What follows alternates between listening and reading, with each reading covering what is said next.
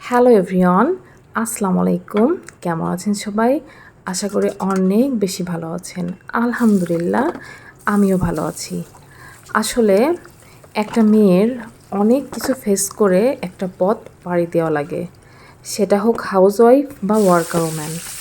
প্রতিটা মেয়ের জন্যই পথ পাড়ি দেওয়া অনেক বেশি কঠিন, কারণ একটা মেয়ের দায়িত্ব থাকে অনেক বেশি। সে দায়িত্ব কখনোই এড়িয়ে যেতে পারে না, কারণ একটা মেয়ে আসলে অনেক বেশি মমতাময়ী এবং মেয়েদের মনটা আসলে অনেক নরম। আমি দেখেছি, অনেককেই দেখেছি, অনেক ছেলেরা আছে দায়িত্ব এড়িয়ে যেতে পারে বা সংসারটা ঠিকভাবে করে না, মানে তাদের ভিতরে রেসপন্সিবিলিটি কম থাকে, কিন্তু একটা মেয়ে কখনোই তার দায়িত্ব এড়িয়ে যেতে পারে না। সে দেখা যায় তার অনেক ভালো লাগা খারাপ লাগা নিয়েই সংসারটা করে, হয়তো বাচ্চাদের মুখের দিক তাকিয়ে, না হলে ভালোবাসার টানে। এভাবেই অনেক মেয়েই তার জীবনে স্যাক্রিফাইস করে আসতেছে, তাদের ভালো লাগা খারাপ লাগা সব কিছুকেই এভাবেই বিসর্জন দিচ্ছে। আসলে মেয়েদের মন অনেক বেশি নরম, তারা হয়তো রাগ করে, আবার নিজেকে নিজেই সামলে নেয়। মেয়েরা আসলে অনেক বেশি ধৈর্যশীল। আমি জানি না সব মেয়ে কেমন, বাট অনেককেই দেখেছি। আসলে প্রতিটা মেয়েরই মন অনেক বেশি কোমল হয়। তারা যেমন অল্পতে রাগ করে, তাদের সে রাগটা কিন্তু বেশি সময় থাকে না। তাদের মনটা বুঝতে পারলেই তারা খুশি। তাদের কাছের বা প্রিয়জনরা বা কাছের মানুষ যদি তাদের একটু বুঝে চলে, তাহলে আসলে প্রতিটা সংসারে শান্তি বজায় থাকে। তো যাই হোক, অনেক জ্ঞানী কথা বলে ফেললাম। আজকে রান্না করতেছিলাম পাবদা মাছ।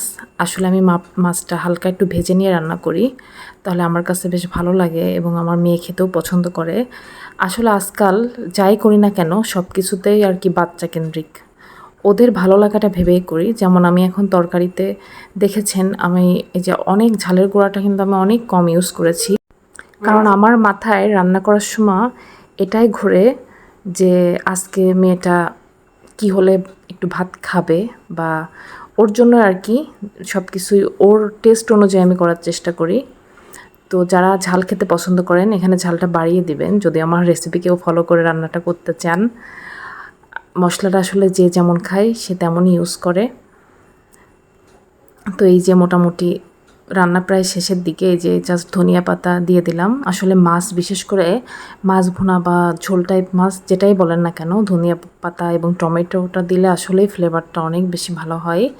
আর এই যে আমি লাস্টে একটু জাস্ট টালা জিরার গুঁড়া দিয়ে দেবো, এটা দিলেও ফ্লেভারটা অনেক ভালো হয়। আসলে জিরাটা অপশনাল, আমার কাছে ভালো লাগে আমি দিয়েছি। অনেকে আবার ধনিয়া পাতা দিলে আর কি জিরাটা ইউজ করে না, বাট আমি হালকা করে একটু দিলাম, যেহেতু আসলে আমি এভাবেই খেতে অভ্যস্ত। তো যাই হোক, আপনারা অনেক বেশি ভালো থাকবেন, আর সবার জন্য আমার অনেক অনেক শুভকামনা থাকবে। সবসময় সবার পাশে থাকার চেষ্টা করব।